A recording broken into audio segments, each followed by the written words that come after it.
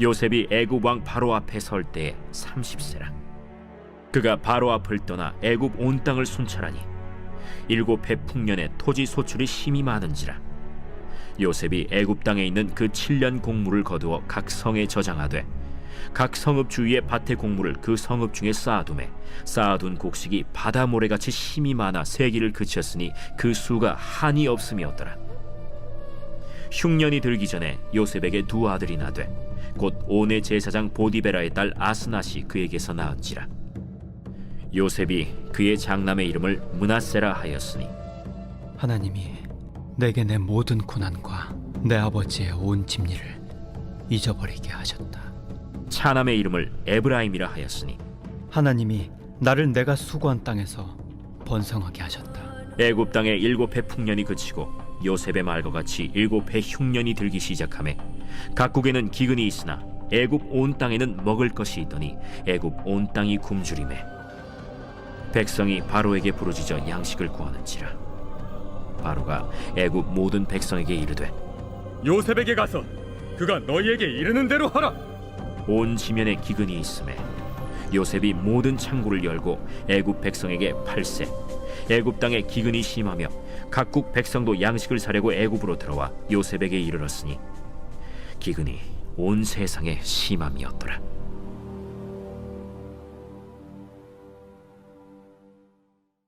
할렐루야. 월요일 아침 행복한 아침 묵상으로 여러분께 인사드립니다. 말과 행동이 일치할 때 신뢰를 얻을 수 있습니다. 특히 지도자의 자리에 앉아 있다면 말과 행동의 일치가 더욱 중요하겠죠. 요셉은 애굽을 다스리는 직무를 시작하게 됩니다. 어찌 보면 요셉은 꿈의 해석이라는 말을 통해서 인정받았지만 이제는 행동을 통해서 인정받아야만 했습니다. 오늘 말씀을 시작하면서 17절 말씀 가운데 요셉이 바로 앞 즉 궁전을 떠나서 애굽 온 땅을 순찰하였다라고 기록하고 있는 것을 보게 됩니다. 사실 이 시기에 궁전을 떠나는 것은 요셉에게 있어 결코 유리한 것이 아니었습니다. 요셉은 노예 신분이었고 죄수였다는 소문이 아마 궁궐 내에 빠르게 퍼졌을 것이고 아무리 그가 바로의 꿈을 해몽했다 할지라도 실무 능력에 대해서는 의구심을 가지고 수군거렸을 것이기 때문이죠.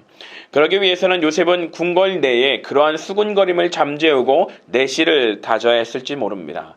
자신을 옥에 가둔 보디발과 그의 아내를 불러 죄를 묻고 총리의 권위를 세울 수도 있었을 것입니다. 그러나 요셉은요, 자신에게 주어진 기회를 악용하지 않고 총리직에 임명됨과 동시에 그 직무를 수행하기 위해 애굽 온 땅을 순찰하러 떠나게 되죠. 즉 요셉은요, 자기에게 주어진 영광으로 인해 교만하거나 나태해진 것이 아니라 오히려 이전보다 더 열심히 사명을 감당하며 살아가는 모습 가운데 있었다라는 것입니다. 애굽 전역을 돌아보면서 풍년 동안의 흉년을 대비하는 작업을 시작하는 것입니다. 요셉은 진실로 자신에게 맡겨진 일에 최선을 다하는 하나님과 사람 앞에 신실한 모습을 보여주고 있습니다.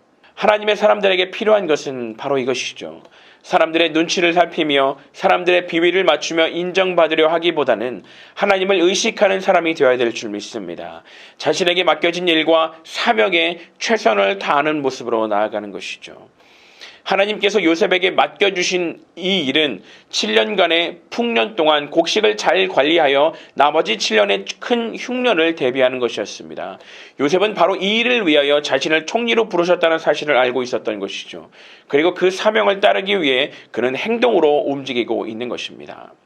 사랑하는 성도 여러분, 하나님께서 우리에게 맡기신 일이 무엇입니까? 여러분, 우리는 여러 가지 역할들을 가지고 있습니다. 가정에서는 부모로서, 자녀로서, 직장에서는 경영자로서, 직장 상사로서, 사회에서는 동료 혹은 후배로서, 또 교회에서는 집사로서, 교사로서, 그리고 무엇보다 주님의 제자로서 하나님은 우리에게 여러 가지 사명들을 허락하여 주신 줄 믿습니다. 중요한 것은 이 사명들을 이루어감에 있어 사람들의 눈치를 보고 사람들에게 인정받으려 하기보다는 하나님이 내게 맡겨주신 것이라는 그 사명감을 가지고 행할 수 있는 저희 모두가 되기를 간절히 축복을 드립니다. 요셉은 7년간의 대풍년 동안 수확한 곡식들을 애굽의 각 성마다 어마어마한 양을 비축해 갔습니다. 그러나 한번 생각해 보십시오. 요셉의 입장에서는 이 7년의 시간들이 결코 쉬운 시간들은 아니었을 것입니다. 왜냐하면 사람들은 눈앞의 풍요에 취해서 왜 무의미한 수고를 하느냐는 식으로 요셉을 향해 비아냥거렸을 수도 있습니다. 하지만 요셉은 곡식이 바다 모래와 같이 많아서 세는 것 자체가 불가능해질 정도가 되었어도 그 일을 멈추지 않았습니다. 만약 7년 흉년이 닥치지 않는다면 아마 요셉은 비웃음거리가 되었을 것이지만 요셉은요, 하나님이 보여주신 바를 믿음으로 우직하게 감당하며 나아갔던 것이죠. 이렇게 순종하는 요셉에게 흉년이 되기 전에 하나님께서는 두 아들을 허락하여 주십니다. 장자의 이름은 므낫세고 둘째의 이름은 에브라임입니다. 비록 요셉은 애굽식의 이름을 받고 애굽 여인을 아내로 맞았지만 아들들은 히브이식의 이름으로 짓고 있는 것을 보게 됩니다. 이는 언약 백성으로서의 정체성을 지키기 위한 것이죠. 므낫세는 하나님께서 모든 고난과 억울함을 잊게 하셨다는 것이고 에브라임은 하나님께서 번성케 하셨다는 의미를 가지고 있습니다. 요셉은요, 아이들의 이름을 부를 때마다 하나님을 기억하고자 했던 것이죠. 여러분, 흉년이 시작되자 애굽과 온 땅과 주변의 온 나라들의 대흉년이 시작되었고 굶주리기 시작했습니다. 그러나 애굽의 요셉에게는 충분한 곡식이 있었던 것이죠. 요셉은 애굽의 모든 창고를 열어 애굽의 백성들과 각국 백성들에게 곡식을 판매하게 됩니다. 애굽의 재물을 더욱 번성하게 하고 요셉은 최고의 영향력을 가진 자로 서게 되는 것이죠.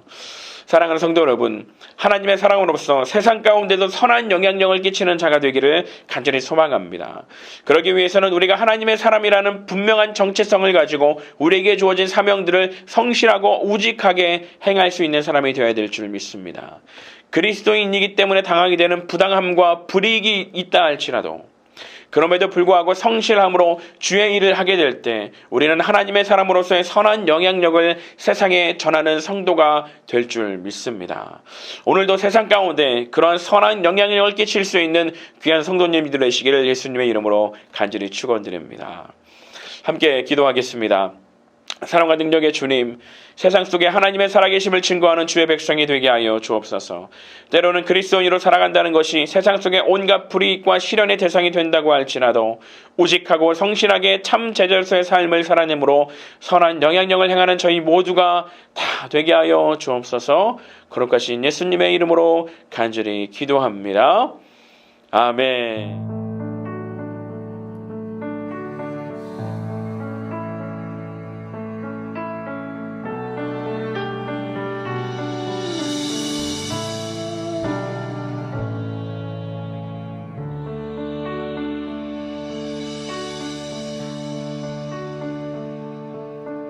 주선한 능력으로 하는 시